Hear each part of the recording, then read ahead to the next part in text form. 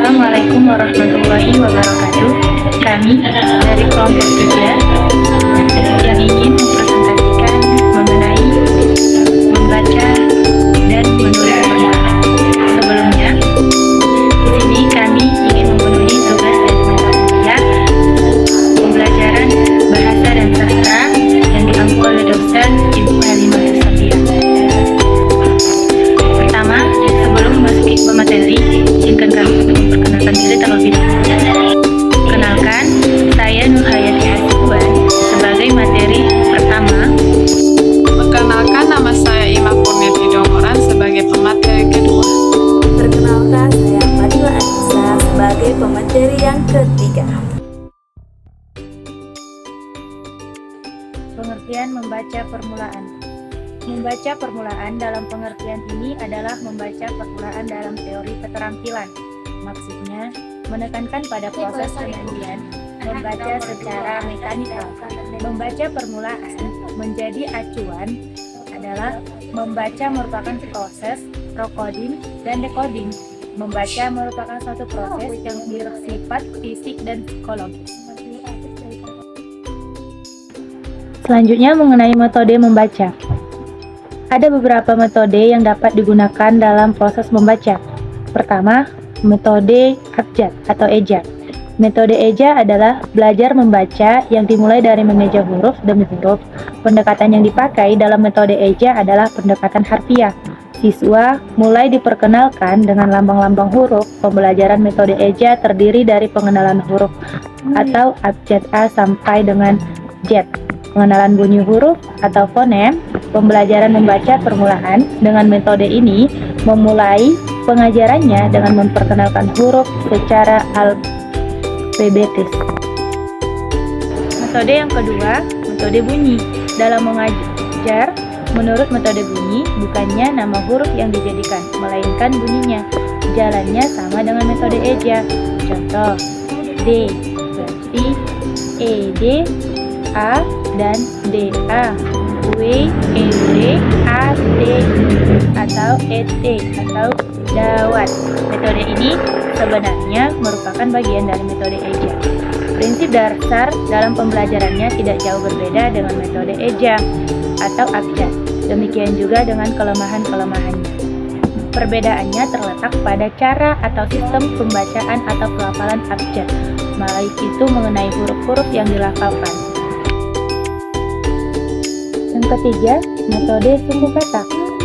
Proses pembelajaran membaca permulaan dengan metode ini diawali dengan pengenalan suku kata seperti ba, bi, bu, be, bo. Melalui itu sampai ca, ci, cu, ce, co, dan seterusnya. Suku-suku kata tersebut kemudian dirangkai menjadi kata-kata bermakna. Sebagai contoh dari daftar suku kata tadi, guru dapat membuat berbagai variasi paduan suku kata menjadi kata-kata bermakna untuk bahan ajar membaca permulaan. Kata-kata dimaksud misalkan bogi, cuci, dada, kaki, bibi. Jika kita simpulkan, langkah-langkah pembelajaran membaca permulaan dengan metode suku kata adalah: pertama, pengenalan suku kata. Kedua, perangkaian suku kata menjadi kata. Ketiga, perangkaian kata menjadi kelompok kata atau kalimat sederhana. Keempat, pengintegrasian kegiatan perangkaian dan pengusapan suku kata. Metode selanjutnya yaitu metode kata lembaga. Metode kata lembaga yaitu sebagai peralihan antara metode bunyi dengan metode terbaru, yaitu metode global. Proses pelaksanaannya yang pertama, kita harus menyajikan kepada para siswa sebuah kata yang tidak asing lagi bagi mereka. Contohnya, mina. Yang kedua, kita harus menganalisis atau menguraikan kata menjadi suku kata yang langsung ke bunyi huruf. Contohnya, mina. Yang ketiga, mengajarkan huruf dari tiap-tiap bunyi yang telah dipisahkan dari lembaga. Contohnya, mina. Yang keempat, huruf-huruf itu disintesiskan menjadi suku kata dan kata. Contohnya, mina. Yang kelima, yaitu kata-kata itu dirangkaikan menjadi pola kalimat sederhana. Contohnya, ini mina. Contohnya yang lebih komplit, mina,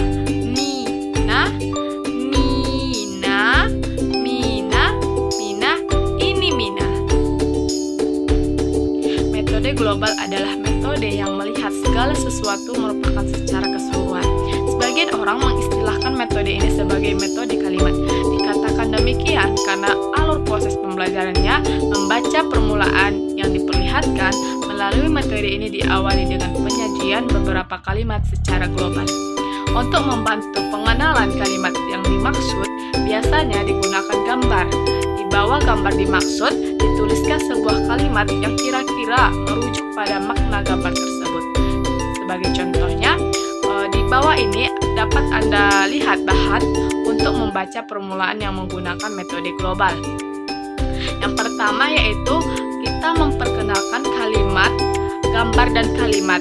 Ini boneka Lani.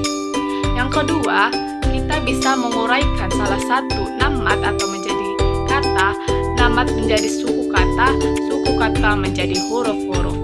Ini boneka Lani merupakan satu kalimat. Ini boneka Lani, ini merupakan kata. Ini boneka Lani merupakan suku kata. Ini boneka Lani merupakan satu huruf. Baik, masuk kita ke materi ke-6 yaitu metode SAS. Metode SAS merupakan singkatan dari struktural, analitik, dan sintetik. Metode SAS yaitu salah satu jenis metode yang biasanya digunakan untuk proses pembelajaran MMP bagi siswa pemula. Pembelajaran MMP dengan metode ini mengawali pembelajaran dengan dua tahap. Yang pertama yaitu kita menampilkan dan memperkenalkan sebuah kalimat utuh. Mula-mula, anak disuguhi sebuah struktur yang memberi makna yang lengkap, yakni struktur kalimat. Hal ini dimaksudkan untuk membangun konsep-konsep yang bermakna pada diri anak. Lebih baik jika struktur kalimat yang disajikan sebagai bahan pembelajaran MMP dengan metode ini adalah struktur kalimat yang digali dari pengalaman berbahasa si pembelajar itu sendiri. Untuk itu, sebelum kegiatan belajar mengajar KBM, MMP yang sesungguhnya dimulai guru dapat melakukan pra-KBM melalui berbagai cara. Sebagai contoh, yaitu guru dapat memanfaatkan gambar, memanfaatkan benda nyata, memberikan tanya jawab informal untuk menggali bahasa siswa. Setelah itu, ditemukan suatu struktur yang kalimat ditangkap cocok untuk materi MMP yang dimulai dengan pengenalan struktur kalimat. Baik, masuklah kita materi ketiga yaitu pentingnya pembelajaran membaca permulaan. Kemampuan membaca yang diperoleh pada membaca permulaan sangat berpengaruh terhadap kemampuan membaca permulaan selanjutnya. Sebagai kemampuan yang mendasari kemampuan berikutnya, maka kemampuan pengenalan membaca permulaan benar-benar memerlukan perhatian guru. Sebab, jika dasar itu tidak kuat pada tahap membaca permulaan, anak akan mengalami kesulitan untuk dapat memiliki kemampuan membaca permulaan yang memadai. Kemampuan membaca sangat diperlukan oleh setiap orang yang ingin memperluas pengetahuan dan pengalaman, mempertinggi daya pikir, mempertajam penalaran untuk mencapai kemajuan dan peningkatan diri. Oleh karena itu, bagaimanapun keadaannya, guru haruslah berusaha sungguh-sungguh agar ia dapat memberikan dasar kemampuan membaca permulaan yang memadai kepada anak-anak. Hal itu akan dapat terwujud melalui pelaksanaan pembelajaran yang baik. Untuk dapat melaksanakan pembelajaran yang baik, diperlukan perencanaan, baik mengenai materi, metode, maupun pengembangannya. Selanjutnya kita masuk ke materi menulis permulaan. Menulis adalah menurunkan atau menuliskan dengan lambang-lambang grafik yang menggambarkan suatu bahasa yang dipahami oleh seseorang, sehingga orang mulai dapat membaca langsung lambang-lambang grafik tersebut kalau mereka memahami bahasa dan grafik itu. Menulis permulaan SD dapat dilakukan dengan tahapan berikut. Yang pertama ada menulis di awang-awang. Menulis di awang-awang merupakan latihan menulis yang dilakukan oleh siswa kelas pertama di kelas 1 sekolah dasar. Sebelum melakukan kegiatan latihan menulis di awang-awang, siswa dilatih cara memegang pensil yang tepat. Tangan kanan siswa berfungsi untuk menulis, tangan kiri siswa berfungsi untuk menekan buku tulis agar tidak mudah bergeser-geser. Pensil diletakkan di antara ibu jari atau telunjuk. Ujung ibu jari, telunjuk, dan jari tengah menekan pensil dengan luwes. Tidak kaku. Posisi badan ketika duduk hendaknya tegak. Dada tidak menempel pada meja. Jarak antara mata dan buku berkisar antara 25 sampai 30 cm. Seperti gambar di samping saya.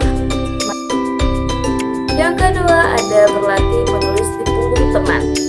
Menulis di punggung teman dapat dilakukan dengan menuliskan huruf yang membentuk kata tertentu dan meminta teman menebak katanya, seperti yang ada di gambar. Di kelas 1, siswa dapat menulis huruf satu persatu, kemudian siswa menebak hurufnya.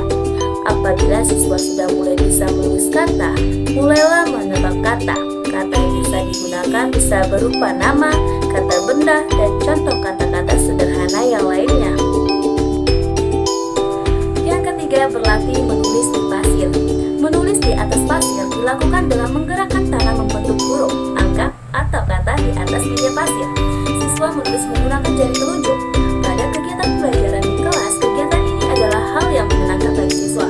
Guru bisa meminta siswa satu menulis di pasir sesuai keinginannya, dan siswa satu lagi membaca apa yang ditulis temannya, seperti yang ada pada gambar. Yang keempat, berlatih mengeblat. Mengeblat yaitu meniru atau menebalkan suatu tulisan dengan menindas tulisan yang telah ada, seperti contoh yang di samping. Menindas tulisan kata apel. Ada beberapa cara mengeblat yang bisa dilakukan anak, misalnya dengan menggunakan kertas karbon, kertas tipis, menebalkan tulisan yang sudah ada. Sebelum anak melakukan kegiatan ini, guru hendaknya memberikan contoh cara menulis dengan benar di papan tulis, kemudian menirukan gerakan tersebut dengan telunjuknya di udara. Setelah itu, barulah kegiatan mengeblat dilakukan. Pengawasan dan bimbingan perlu dilakukan secara individual sampai seluruh anak.